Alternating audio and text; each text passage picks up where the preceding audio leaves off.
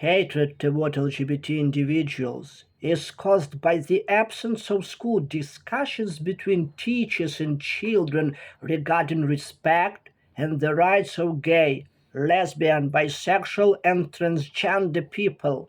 For LGBT rights to be respected, it is necessary to be open and, at the very least, not hide one's belonging to the LGBT community. When a person remains silent, that silence is often perceived by those around them as a sign of weakness. I've been openly gay for almost my entire life. I'm not silent about the fact that I'm gay because it's an important part of my nature and my identity. Sincerely, Lubomyr, Pavlo Nesterenko.